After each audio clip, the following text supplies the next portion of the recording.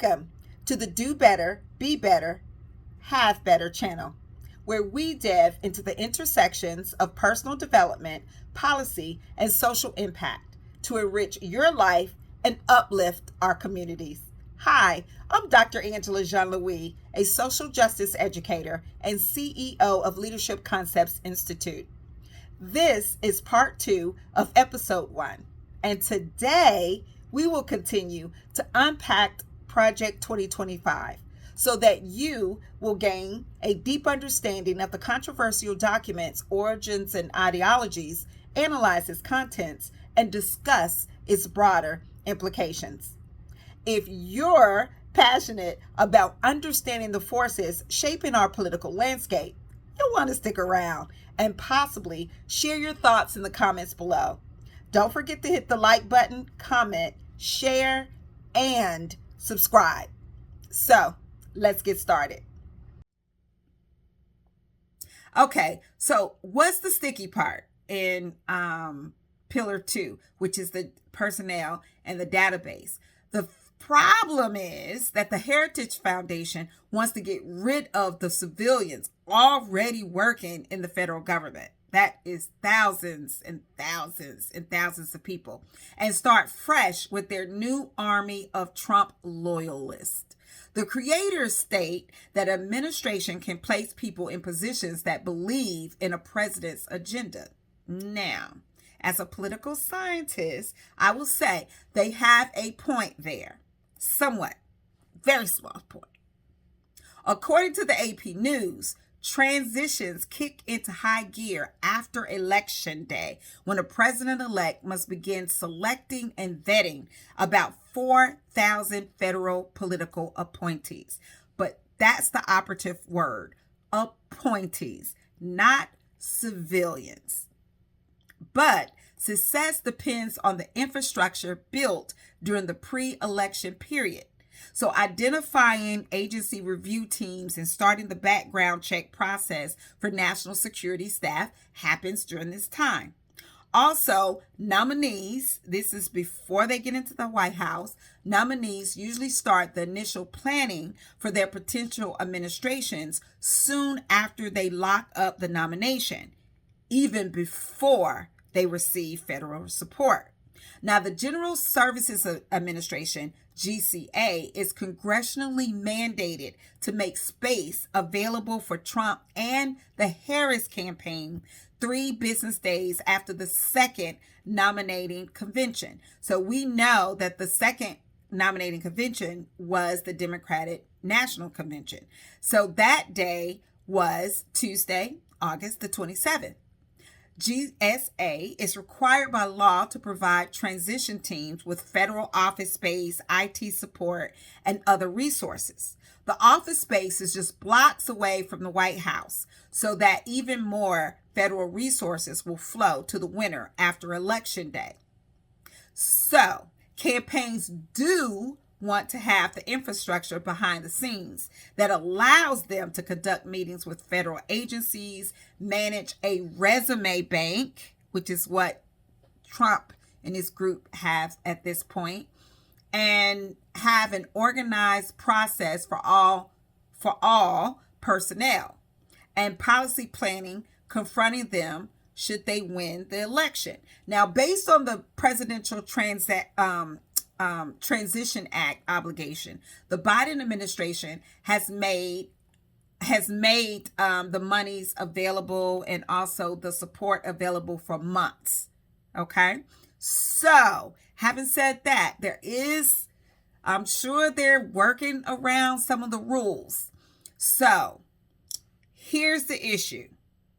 Okay, so the creators of 2025 have built a database of personnel who might serve in a Trump administration. Not eye-raising, based on all that stuff I just told you and actually read to you from GSA. That's not a problem. But what is the problem is that the Presidential Administration Academy, which they have entitled it, is an online education system taught by experts from their coalition. The training will be online and in person. Who are these people? What coalition? What coalition are they talking about? Who are the people? What groups are they in? What is their background? Don't know.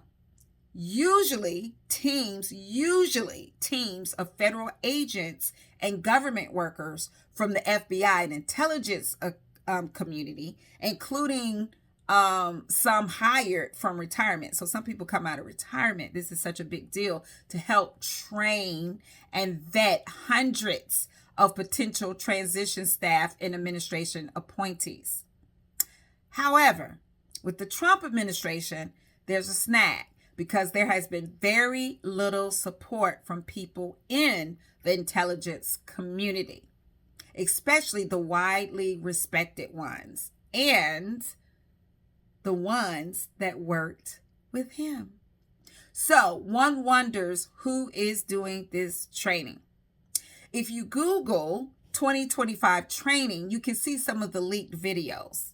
Part 2 of this series will discuss the creators and funders of Project 2025 and also look behind the scenes of the Heritage Foundation to kind of get some more information, as well as discuss some of the background of the people that participated in writing the project.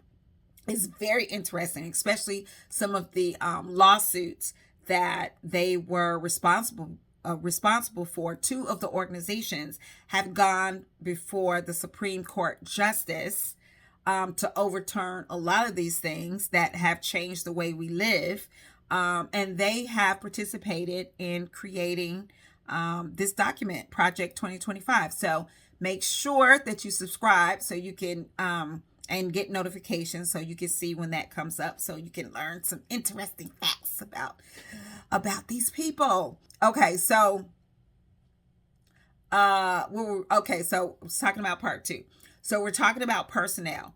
This is especially important because, as the mandate suggests, political appointees who answer to the president are vital in carrying out this vision without interference. Now, remember, they're still smarting and learning from the Reagan administration and the second term, when people in Reagan's second term, where people that worked for him, civilians, federal workers, said, "This is crazy. I'm not doing all this," and thwarted it. So they are trying to make sure that they have loyalists that will do whatever is in 2025. So that's one of the things that they cited. And they pushed back on the Reagan era as well. They felt their agenda could not be fulfilled because Reagan had people in office who disagreed with the leadership mandate, so they did not do it.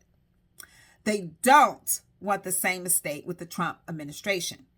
But there's this little thing in policy, public policy, called the Hatch Act that bars administrations from hindering people from expressing their political issues, and they should not be barred from employment for them unless they are trying to overthrow the government. So that's going to be a little snag there, to only hire people that have the same ideology as you.